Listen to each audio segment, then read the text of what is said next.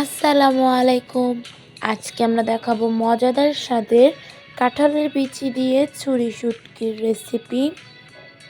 এখন এখানে কিছু কাঁঠালের বিচি নিয়ে নিয়েছি। এখন কাঁঠালের বিচির খোসাগুলো আমরা ছাড়িয়ে নিব। এখন আমরা কাঁঠালের বিচির খোসাগুলো এভাবে ছাড়িয়ে আমরা 2 ঘন্টা ভিজিয়ে রাখবো। 2 ঘন্টা ভিজিয়ে রাখার পর আমরা এই চামড়াগুলোকে ছাড়িয়ে নিব এবং এভাবে করে কেটে নিব। এখানে আমরা 3টি ছুরি শুটকি নিয়ে নিয়েছি। ছুরি শুটকিগুলোকে আমরা এখন 3 ঘন্টার জন্য পানিতে টুকরো করে ভিজিয়ে রাখবো। 3 ঘন্টা পর এখন আমরা ছুরি শুটকিগুলোকে গরম পানি দিয়ে পরিষ্কার পানি বের হওয়া পর্যন্ত ধুয়ে নিব। এখন গরম পানি দিয়ে দিচ্ছি। আমরা প্রথমে গরম পানি দিয়ে 5 মিনিট ভিজিয়ে রাখবো। তারপর বারবার গরম পানি দিয়ে ধুয়ে নিব যতক্ষণ পরিষ্কার পানি না আসে।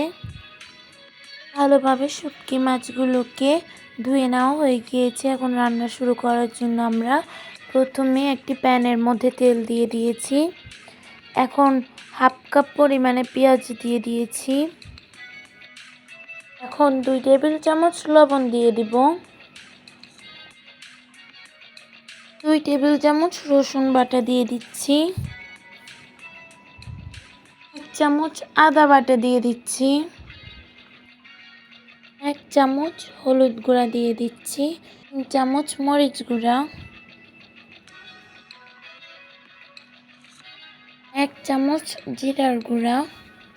এখন মশলাগুলোকে হালকা ভেজে নিব।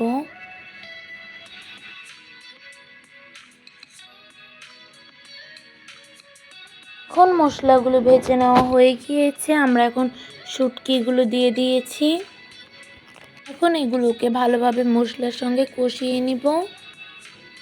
এখন মশলার সঙ্গে শুটকিগুলোকে কষিয়ে নেওয়া হয়ে গিয়েছে।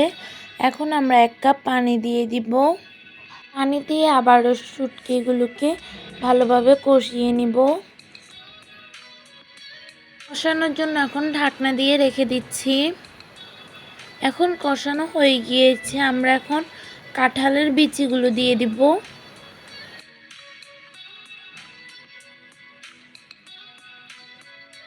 এখন নেড়ে দিব। ছুরি শুটকিগুলোকে কাঁঠালের বিচির সঙ্গে 15 মিনিট কষিয়ে নিয়েছি। এখন এগুলো সিদ্ধ হওয়ার জন্য 1.5 লিটার পানি দিয়ে দিব।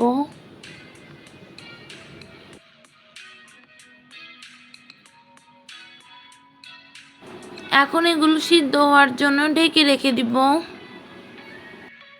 25 মিনিট পর এখন এগুলোকে দেখাচ্ছি। এখন এগুলোকে নেড়ে দিব।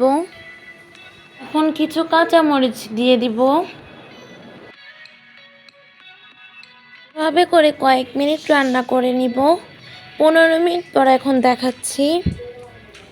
এখন রান্নাটি হয়ে গিয়েছে।